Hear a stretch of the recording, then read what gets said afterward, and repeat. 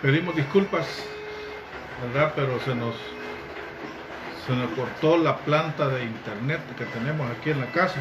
Así que vamos de una vez. La pregunta es si Jesús tuvo más hermanos. La respuesta es sí. La respuesta es sí. Pero yo quiero que note dos cosas. Una, la profecía era de que la Virgen iba a concebir y a dar a luz a un hijo. La Virgen era María, pero era virgen cuando concibió. Cuando ella, usted sabe que concebir es cuando quedan encintas, cuando quedan embarazadas. Entonces, ella era virgen cuando concibió. Después de la concepción, María ya dejó de ser virgen. Entonces, y eso lo podemos ver. O sea, ella, después, cuando Jesús iba a nacer, ella dejó todo lo normal, todo lo anormal de lo primero. Si era virgen cuando concibió, ya al nacer el hijo, ella automáticamente dejó de ser virgen. Pero eso no me lo estoy inventando yo. Dice Lucas, busque Lucas conmigo. Busque Lucas capítulo 2. Lucas capítulo 2. Versículo 21. Lucas 2, 21. Lucas 2.21 dice, Lucas 2.21, cumplidos los 8 días, acuérdense que los 8 días, después de 8 días se circuncidaba al niño. Cumplidos los 8 días para circuncidar al niño, le pusieron por nombre Jesús, el cual había sido puesto por el ángel antes que fuese concebido. Y cuando se cumplieron los días de la purificación de ellos, conforme a la ley de Moisés, le trajeron a Jerusalén para presentarlo ante el Señor. Versículo 23 es muy importante. 23. Como está escrito en la ley del Señor, todo varón que abriere matriz será llamado santo al Señor.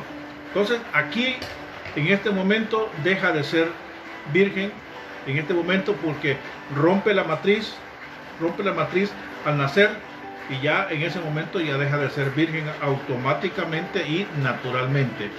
Solamente la concepción de nuestro Señor Jesucristo fue sobrenatural. Ya después de nacer, dice ahí que la ley era que si rompe la matriz iba a ser declarado santo al Señor. Lo único sobrenatural fue su concepción, no su nacimiento. Su nacimiento fue tan natural como todos. Ahora, otra pregunta que me hacen es, si David cometió varios pecados, porque no fue uno solo y de distinta clase. Si David cometió varios pecados, ¿por qué el Señor dijo que era conforme a su corazón?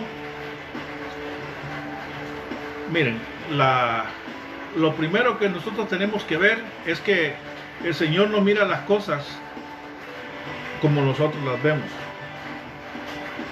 No mira las cosas como nosotros las vemos. Dios las mira, pero muy diferente. Cuando nosotros cometemos un pecado, claro, como lo mira la gente, es condenable, ya perdimos la salvación, digámoslo así, y ya no somos nada, ya y que tenemos que esto y lo otro. O sea, todo el mundo nos tira lodo. Pero Jesús no mira las cosas así. Jesús no las mira así. Nuestro Dios mira las cosas de diferente manera. Cuando Él escoge a alguien Cuando Él escoge a alguien. Oiga bien la palabra que estoy usando. Cuando Él escoge a alguien, Dios ya sabe qué es, en qué va a fallar esta persona. Si Él ya lo sabe con antelación, incluso antes que nazca, Él ya sabe qué es lo que va a cometer y Dios qué es lo que va a hacer. Entonces con David, Dios no se equivoca cuando dice que David era conforme a su corazón. David no miraba las cosas así como las miraban las demás personas. David tenía una cualidad bastante grande de ser considerado, ser misericordioso, ser comprensivo, ser fiel, ser recto. Cuando el día en que él, fíjese bien, el día que él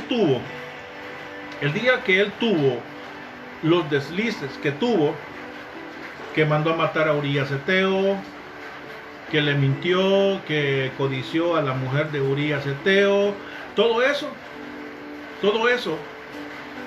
le sucedió en un momento de ociosidad, en el que él tenía que haber ido a la guerra con su pueblo, y él no fue. Porque la Biblia dice ahí que en el tiempo que los reyes iban a la guerra, él se quedó en Jerusalén. Y el haberse quedado en Jerusalén,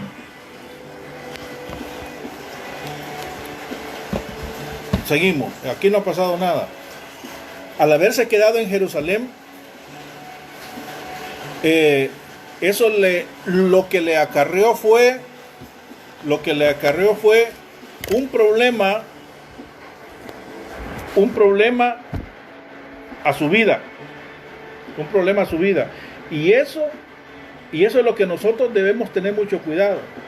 Cuando llegamos a tener momentos de ocio, momentos en el cual no estamos haciendo nada, puede caer un momento en el cual caigamos en el error de comenzar a pensar cosas. Y eso fue lo que le pasó a David. Entonces, después de esa vez, David corrigió todo eso. Él salía a la guerra con su pueblo. Quizás él no se iba allá al frente, o si se iba al frente, pero él siempre estaba ocupado, siempre andaba viendo qué hacer.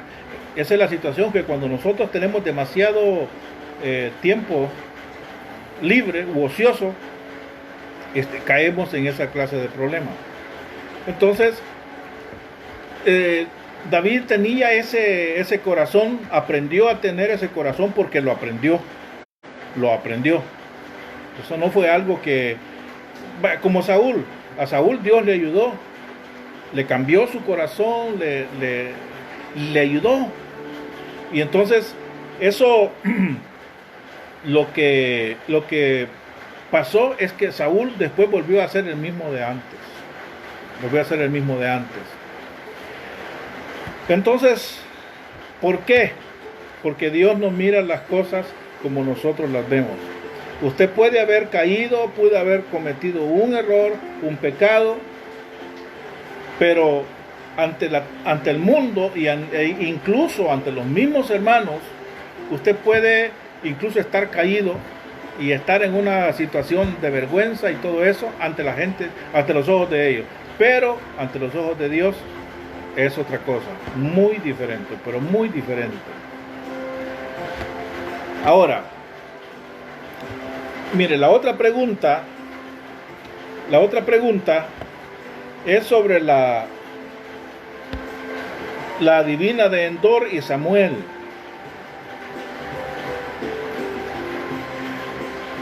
Mira, aquí vamos a analizar varias cosas.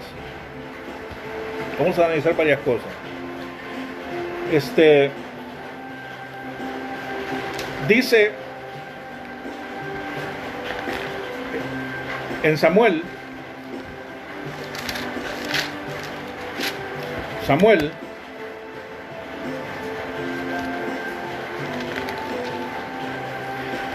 en primer libro de Samuel, capítulo 28.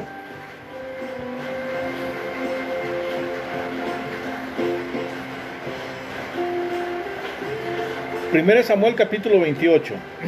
Bueno, la pregunta es, bueno, si el Samuel que apareció ahí, si era Samuel o era otro ser.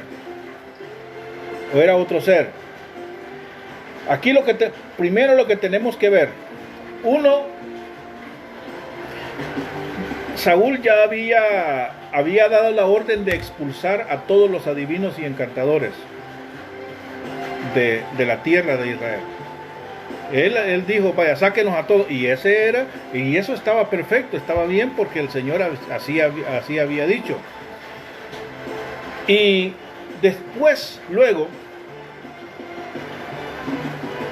viene Samuel, cuando ve que los filisteos lo querían atacar o lo estaban atacando, él busca. Acuérdese que para esta fecha el Señor ya había desechado a Saúl. Para esta fecha ya había desechado a Saúl. Saúl ya no significaba nada para el Señor, ya solamente estaba esperando el momento en que ya tenía que dejar su reino y que entrara David. Entonces, como Saúl era un tipo que no aprovechó la ayuda de Dios, lo que Dios le dio, el favor de Dios, no lo aprovechó. Al contrario, él hacía lo que quería. Y después, si usted mira toda la faceta de Saúl, usted va a ver que Saúl estaba bien un día, el siguiente día estaba mal, el siguiente día estaba más mal, el siguiente día se arrepentía, el siguiente día volvía a cometer lo mismo. El asunto es que Saúl era un manojo de emociones incontroladas. Entonces, ya para ese momento, el desobedecerle a Dios lo catalogó como un pecado de adivinación y de hechicería, la desobediencia de Saúl. Entonces, ahora, él cuando vio el problema, comenzó a su manera, le preguntó a los sacerdotes a través del Urín y el Tumín, les preguntó y Dios no le contestó. Le preguntó por sueños, esperaba que Dios le diera algún sueño acerca de lo que había pasado. Si le contestaba que lo iba a apoyar, porque él lo que quería era que lo apoyara, que Dios le dijera, sí, yo estoy contigo, y andaba bien perdido en cuanto a la obediencia al Señor. Eso es algo que ese es el cuidado que debemos de tener. Muchos andan buscando que Dios respalde lo que ellos están haciendo, aunque su vida personal esté mal. Se lo voy a repetir. Muchos andan buscando la palabra de un profeta para que les diga que todo está bien, aunque su vida personal en su corazón está mal. Entonces, eso es lo que Saúl estaba haciendo. Eso es lo que Saúl estaba haciendo. Y eso le trajo esta situación. Él estaba en un problema en ese momento y buscó a ver quién le decía algo. Mire, y él tenía algo, este Saúl por lo menos sabía quién podía decirle lo verdadero. Él sabía quién podía decirle lo verdadero. Y él esperaba en sueños, porque Dios habla por sueños también. Algún día vamos a ver un estudio acerca de los sueños, que no hay que menospreciarlos. Tampoco aquellas frases, quizás comí mucho, por eso estoy soñando. No, Dios envía un mensaje. Todos los sueños son un mensaje. Todos los sueños son un mensaje. La diferencia es qué clase de mensaje manda. Bueno, Urín y Tumín, nada. Profetas, él sabía que no había otro profeta. Él sabía que no había otra persona por la cual certeramente Dios le hablara, porque Samuel para este tiempo ya había muerto, ya lo habían sepultado, él ya estaba en su sepulcro. Eran sepulcros, no eran tumbas, eran sepulcros. Entonces ya estaba en su sepulcro. Entonces él lo que hizo fue, vio y dijo, bueno, aquí solo Samuel me puede ayudar. Porque Samuel lo quería mucho, esa es la verdad. Samuel quería mucho a Saúl. Incluso cuando Dios lo desechó, Samuel se puso a llorar. Cuando Dios desechó a Saúl, Samuel se puso a llorar toda la noche, pasó llorando. Y Dios le dijo que ¿por qué está llorando? Entonces, había mucho cariño entre ellos. Ok, pero aquí Samuel ya había muerto. Ya había muerto. Pero uno se preguntará, ¿y por qué murió Samuel, que era el bueno primero, y se quedó Saúl, que era el rebelde? ¿Por qué no salió mejor que se muriera Saúl y después que se muriera Samuel? Porque Dios tenía planificado cerrarle todas las puertas a Saúl. Cerrarle todas las puertas. Por sueños, por Urim y Tumim, por profetas. Y en este instante, Saúl, que él había hecho expulsar, usted puede leer todo el capítulo 28 de 1 Samuel, usted va a encontrar todo esto que le estoy diciendo. No se lo leo para que podamos avanzar en esto, y no quiero interrumpirlo, pero usted puede leerlo. Cuando vio todo eso, Saúl le dice a su gente que le buscaran a alguien con espíritu de adivinación. Vea, alguien que tuviera espíritu de adivinación y que se le encontraran. Entonces le dijeron, pero tú expulsaste a todo esto, sí, pero yo quiero a una persona, búsquenla. Entonces la fueron a encontrar a Endor. Entonces háganme una cita con ella, y se fue, como todo un brujo. Una bruja, era una bruja. Allí no hay nada de Dios, era una bruja. Entonces fue donde ella,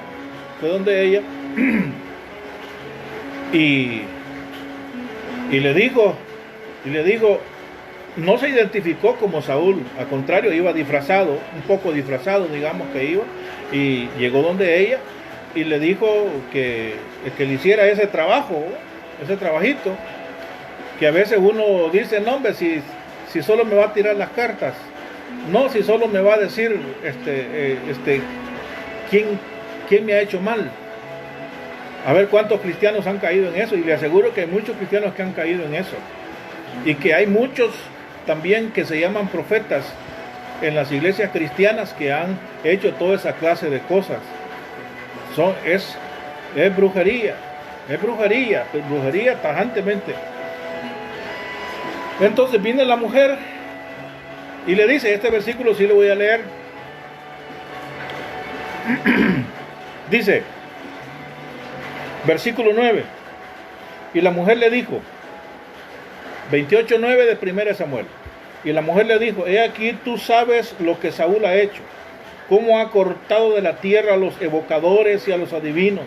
¿Por qué pues pones tropiezo a mi vida para hacerme morir? Entonces Saúl le juró por Jehová.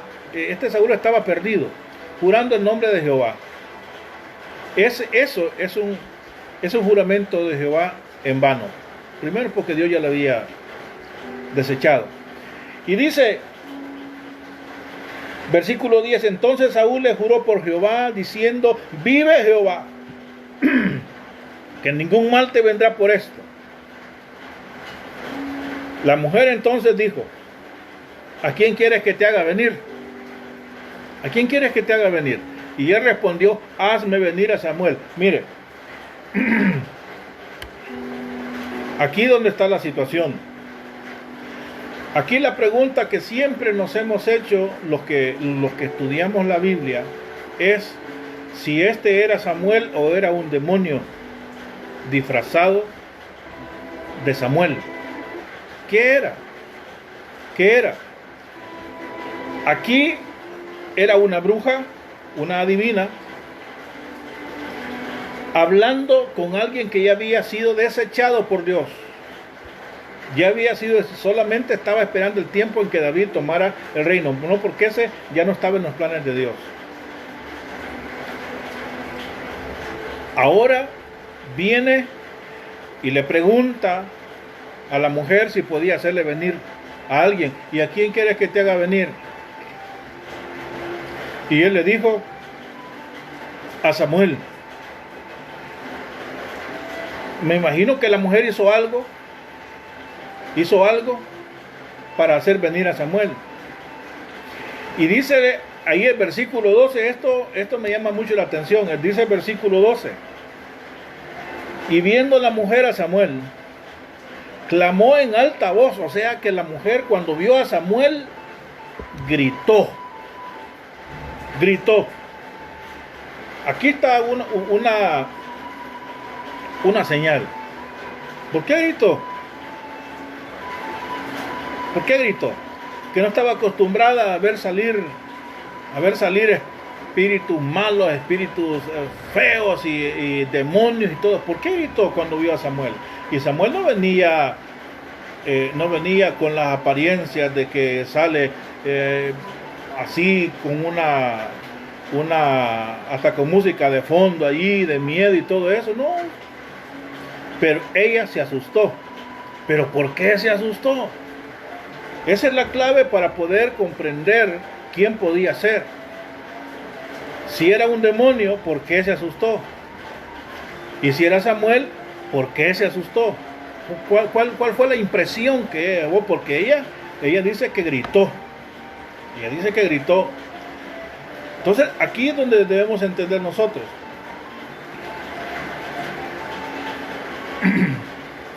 Pienso, hermanos, sabe que esto es solamente de ver ahí el versículo y discernir.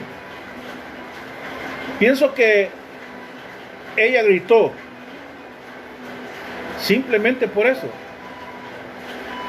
Yo pienso que ella creyó que Samuel no iba a salir, porque sabía que era siervo de Dios y que ella no podía hacer venir a un siervo de Dios desde donde estaba.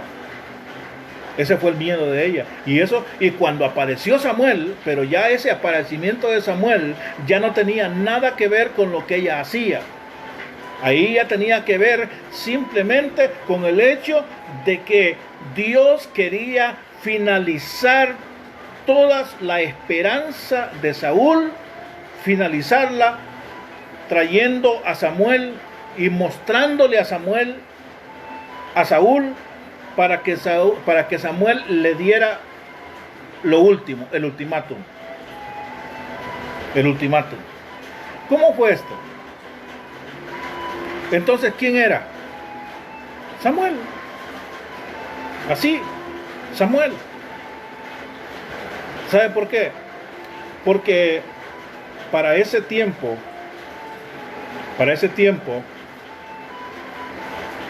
Dios, voy a decir que Dios, y pienso que Dios no permitía que los espíritus malos tomaran los cuerpos de los hijos de Dios.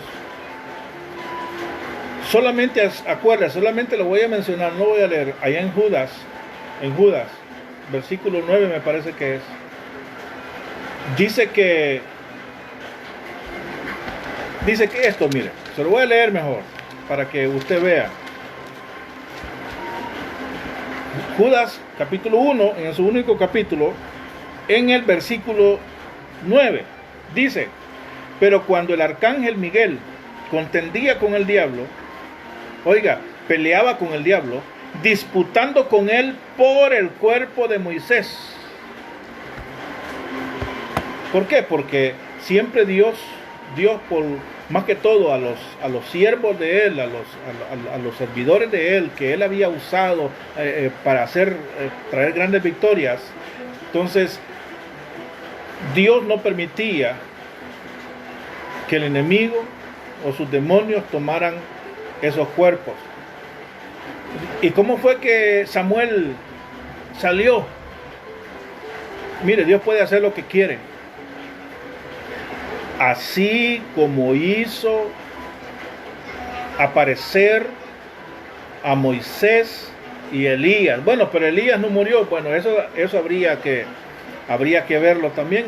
Tal vez en un estudio posterior podemos ver si Elías realmente murió o no murió. Solo les dejo ahí la inquietud. Moisés sí murió. Es más, la Biblia dice que nuestro Dios lo sepultó. Dios lo sepultó. Entonces, y cuando ¿qué quería hacer el diablo con él? Con el cuerpo de Moisés no lo sabemos. Pero dice de que tuvo que pelear el arcángel por el cuerpo de Moisés. Tuvo que pelear. Entonces, no podían ellos hacer eso. En aquel periodo no podían hacerlo. ¿Por qué? Porque Dios no lo permitía. Entonces, por esa razón, este que aparece es Samuel. Ya vimos que la mujer se asustó. La mujer se asustó. Y se asustó porque esto ya no era cosa de lo que ella hacía. Ya no tenía nada que ver con las invocaciones que ella hacía. Esto hoy tenía que ver con la mera y misma obra de Dios para rechazar totalmente. Este era el último paso del rechazo de Dios hacia Saúl. Por eso Dios hizo esto. Eso. Sin andar con viendo más cosas, sino que solamente el versículo y aquellos otros versículos. Así como hizo traer a Moisés y a Elías, Dios también hizo traer a Samuel, aunque haya usado a una mujer al principio, una divina al principio, pero después como que Dios hace a un lado a la pitonisa y hace su propia obra él, para rechazar definitivamente y totalmente a Saúl. Ahora, otra pregunta bien interesante, y aquí yo le voy a pedir que analice todo esto. La otra pregunta que me hicieron otra de las preguntas que me hicieron fue: ¿qué pasa con el alma después de la muerte?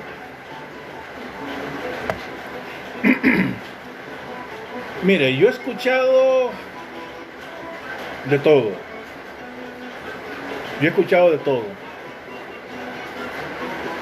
Cuando el Señor viene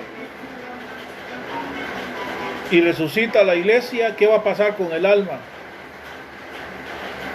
Esto lo expliqué así, solamente una parte, no tan amplio, en aquel estudio que se llamaba El Paraíso, me parece que es. No, la Jerusalén Celestial.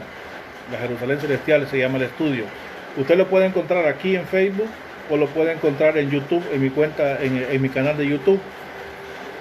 Ahí lo puede ver, se puede retroalimentar. Ahora,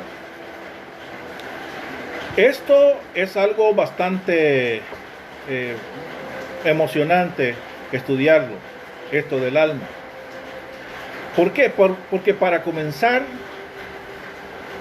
para responder esta pregunta, nosotros tenemos que irnos al principio. ¿Cómo fue hecho el hombre? ¿Cómo fue hecho el hombre? Eso es lo primero que nosotros tenemos que ver. ¿Cómo fue hecho el hombre? Y basándonos de cómo fue hecho el hombre al principio, vamos a encontrarle la respuesta a esto. Vea Génesis capítulo 2. Yo quiero que ponga mucho cuidado a esto para que pueda comprender. Le voy a decir las teorías. Uno, que solo existe el espíritu y el cuerpo. Otra teoría, que solo que existe el espíritu, alma y cuerpo. Y otra teoría es que solamente es el espíritu. Solamente es el espíritu. Pero aquí vamos a ver una cosa. Como le dije, tenemos que ver primero. Lo primero cuando el hombre fue creado. Dice en Génesis capítulo 2, versículo 7. Aquí es importante leerlo en varias versiones. Yo solamente le voy a mencionar esta y otra. 2.7 dice: Entonces Jehová Dios formó al hombre del polvo de la tierra y sopló en su nariz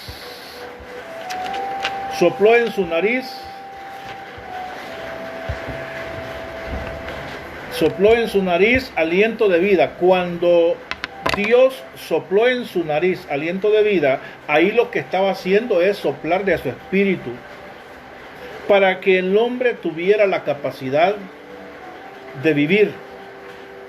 Oiga bien, sopló al cuerpo, este es el cuerpo, sopló en el hombre su espíritu.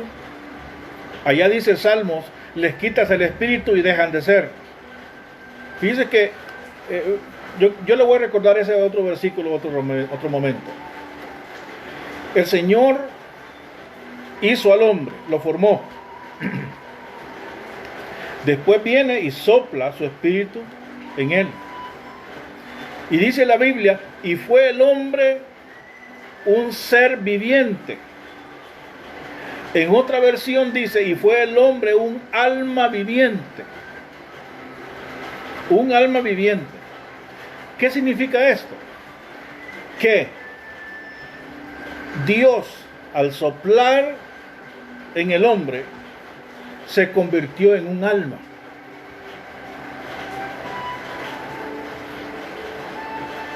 El espíritu, el alma y el cuerpo.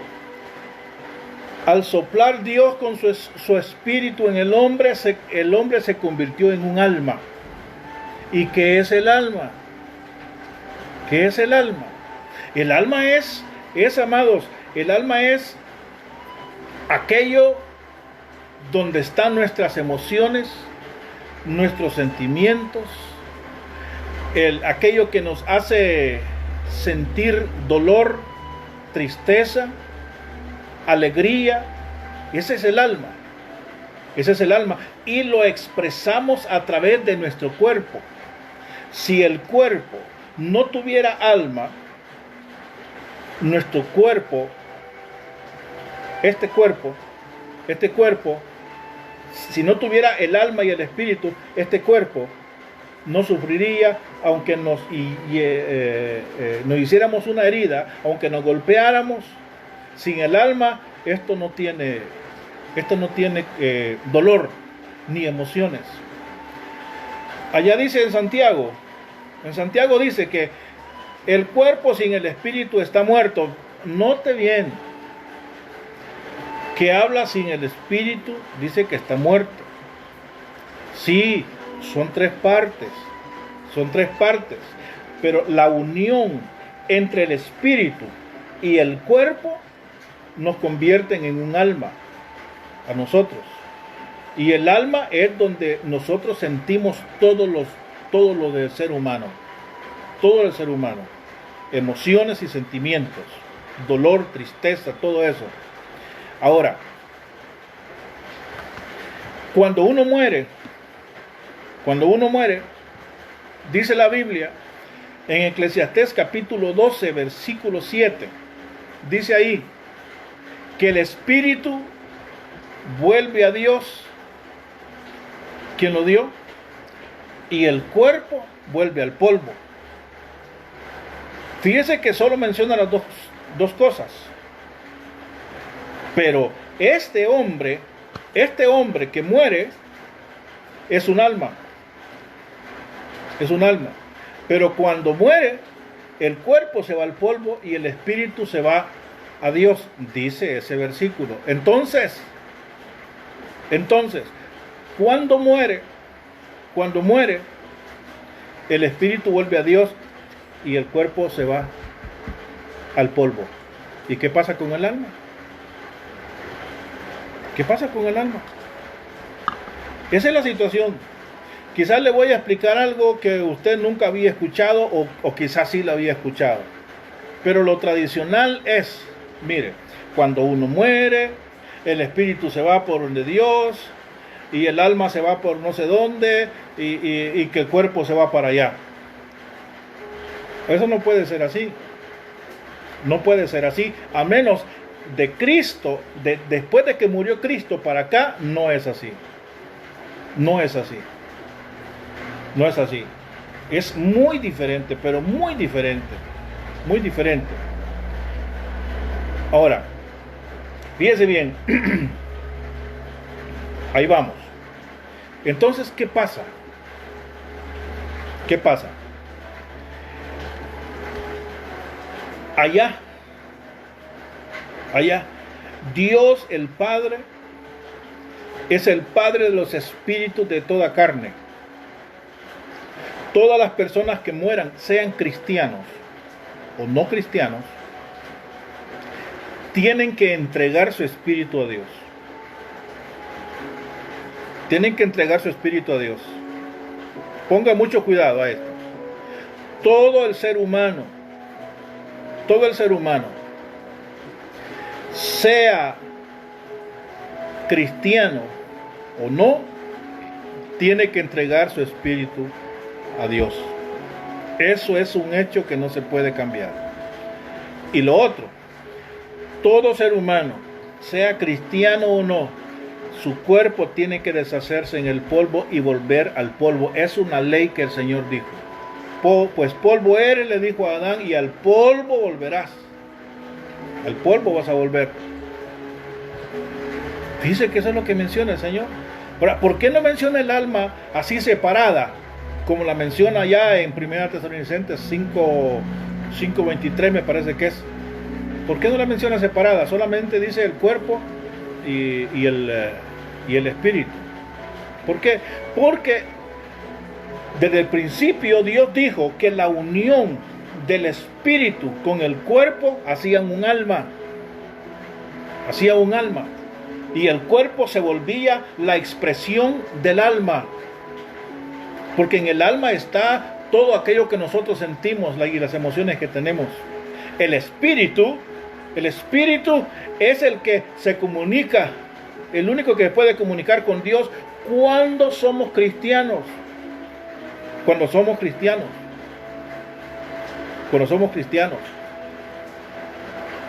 Ahora, mire lo que dice Hebreos.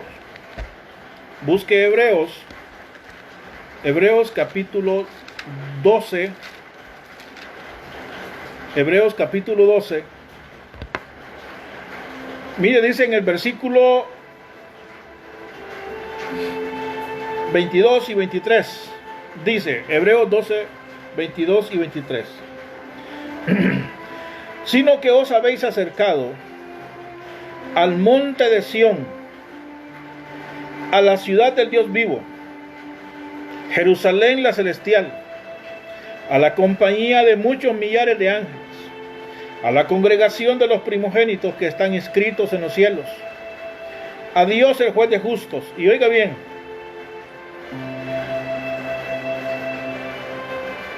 y a los espíritus de los justos hechos perfectos.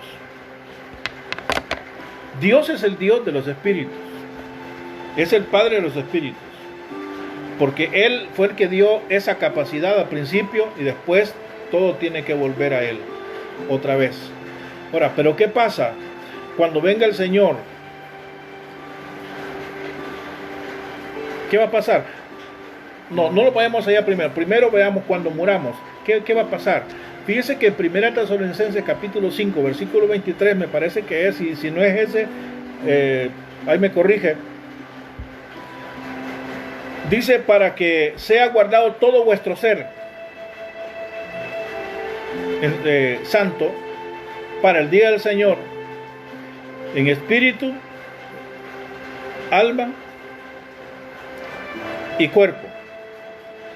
Fíjense que hay un orden: espíritu, alma y cuerpo irreprensible. O sea, en nuestra vida estas tres cosas tienen que ser irreprensibles hasta el día que venga el Señor. Hasta el día que venga el Señor. Hasta ahí tiene que ser irreprensible esas tres partes. Tiene que ser irreprensible. ¿Por qué? ¿Por qué hasta que venga el Señor? Primero, porque estamos entre los vivos y tenemos que santificarnos. Segundo, porque esas tres cosas, cuando nosotros morimos, ya dejan de ser tres cosas en cuanto a los cristianos. Cuando un cristiano muere, hoy, su espíritu se va con Dios. Parece difícil para muchos creerlo, porque yo lo creía así, que no era así. Yo creía que solamente existía el cuerpo y punto. Solo el cuerpo. Lo creí por muchos años. Pero desde que comprendí esto, ya estoy un poco más tranquilo. Ya estoy más tranquilo. Fíjese. Cuando morimos, el espíritu se va con Dios. Del cristiano. Voy a hablar del cristiano primero. El espíritu se va con Dios. El cuerpo se va a la tierra. ¿Y el alma? Y el alma, le voy a dar 2 segundos para que piense. ¿Y el alma? Es ahí donde entra todo aquel montón sí, es cierto lo de el rico y Lázaro, pero lo del rico y Lázaro no es que no haya sucedido. Sí sucedió. Pero el asunto es que en el tiempo de rico y Lázaro era otro lugar el que existía. Era otro lugar el que había para los muertos. Después de Cristo, para acá, cuando Él resucita, si se acuerda, en Mateo 27, 50, ahí usted va a leer que cuando Cristo murió, cuando hubo aquel temblor, dice que muchos cuerpos de justos que habían muerto salieron. Pero dice, muchos cuerpos de justos resucitaron. Así dice. Pero después que Jesucristo resucitó, estos justos que estaban muertos, muchos, quizás no todos, porque ahí dice muchos, quizás no todos los justos resucitaron, sino que algunos resucitaron, dice que salieron y se les aparecieron en la ciudad. Imagínense eso. Eso era bien diferente. Ahí entramos a hablar del Seol, del Hades, del llamado que le llaman seno de Abraham y todo eso. Era bien diferente. Pero después que Cristo resucitó, después que Cristo se va, todo para acá es muy diferente. Es muy diferente. Cuando un hijo de Dios muere, su espíritu se va al Padre de los espíritus, el cuerpo se va al polvo, el alma totalmente desaparece porque ya no hay necesidad, porque así como al principio, para que viviera, para que se convirtiera en un alma, le dio el espíritu, puso el espíritu en el hombre, en el cuerpo del hombre, se convirtió en un alma. Así cuando nosotros morimos, el cuerpo se va para el polvo y el espíritu vuelve a Dios, entonces dejamos de ser alma. ¿Para qué queremos el alma? ¿Para qué queremos el alma allá en la eternidad cuando sea la resurrección? Cuando sea la resurrección, Cristo viene, dice que va a traer con Él a los que durmieron en Él, los va a traer. Los espíritus vienen aquí a unirse con el cuerpo. Ahí el alma ya no tiene nada que ver, porque el alma tiene recuerdos, el alma tiene tristeza, el alma tiene dolor. Ahí está, y allá dice la palabra que sorbida es la muerte con victoria, resucitan, son transformados, son glorificados. Y en ese momento ya no hay necesidad de alma. ¿Por qué? Porque toda lágrima es enjugada de los ojos de aquellos que son resucitados. Así de fácil es. Así de fácil. No tenga temor creer diferente. Pues yo se lo estoy probando. No que no existe el alma, sí existe, pero va a llegar un tiempo en que el alma ya no va a existir. Ya no va a existir en los hijos de Dios. Ahora, ¿qué pasa cuando muere un inconverso? ¿Qué pasa cuando muere un inconverso? Ahí la cosa es diferente. Ahí sí es diferente. Ahí sí, voy a decirlo así, el inconverso va a necesitar el alma. Va a necesitar el alma. Porque cuando este inconverso resucite, resucita con su cuerpo y con su alma, pero menos con el espíritu. ¿Por qué? Porque el alma es la que le va a ayudar a que sufra. Voy a decirlo de esa manera. A que sufra el castigo eterno que van a sufrir los inconversos, aquellos que rechazaron a Cristo totalmente. Él sí va a necesitar el alma. Nosotros ya no. Nosotros ya no. Porque el cuerpo nuestro es transformado. El cuerpo nuestro es transformado y es llevado con el Señor.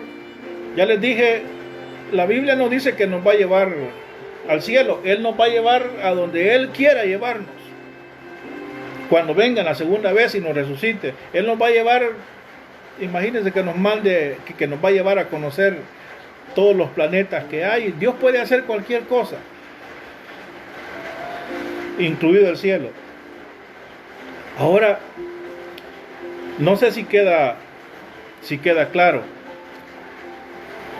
Ahí usted en los comentarios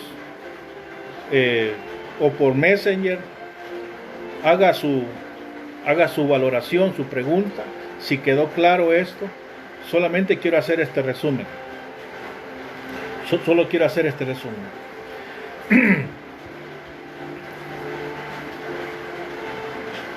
Dios hizo que el hombre fuera un alma, poniendo su espíritu en él, soplando de su cuerpo. Desde allí el hombre es espíritu, alma y cuerpo. Pero en lo que se refiere a la muerte, ahí ya cambian las cosas. Cambian las cosas. Entonces, si el alma, dicen, entonces el alma muere. Mire, el Señor les dijo una vez, no temáis a los que matan el cuerpo, pero el alma no pueden matar. Está diciendo el Señor ahí que el alma no va a morir. No está diciendo eso. Está diciendo de que cuando ustedes los lleven a los tribunales, a esto, a hacerles daño, ustedes no tengan temor que su alma no la puedan tocar. Van a poder tocar su cuerpo. El alma no la pueden matar. ¿Por qué? Porque el único que puede destruir el alma es Dios. Es Dios. Entonces, eso es lo que va a hacer, pero con los inconversos, con los hijos de Dios, con aquellos que vamos a estar con el Señor, con aquellos que resucitemos y nuestro cuerpo sea transformado. Para nosotros el alma deja de ser y solamente es como al principio, espíritu y el cuerpo, pero el cuerpo glorificado, transformado. Dice la Biblia, iguales a los ángeles, dice Lucas 20, iguales a los ángeles. ¿Y sabe qué son los ángeles? Los ángeles son espíritus. Son espíritus. Dejamos de ser almas, dejamos de ser un cuerpo como al principio, sino que nos volvemos en espíritus, como los ángeles, transformados. La diferencia de nosotros con los ángeles es que nosotros vamos a estar en un nivel más alto, porque nosotros somos hijos y los ángeles no. Esa es la gran diferencia. Pues yo espero que hayamos comprendido algo. Si tiene algún comentario, alguna pregunta extra, hágamela llegar. Pero antes de hacerlo, lo único que le pido es que analice, vea, piense qué es todo esto, los versículos que le he dado, los análisis que le he hecho, y usted va a ver que cómo vamos a seguir aprendiendo mucho más de estos temas tan preciosos que tenemos. Así que, mis hermanos, con las preguntas, al menos por ahora, hasta aquí llego. Solo les pido que oremos al Señor para despedirnos, para que podamos descansar con tranquilidad, los que descansamos temprano o los que descansamos tarde. Padre, gracias te damos en esta noche por tu misericordia, Señor, por esta agua fresca que nos has enviado.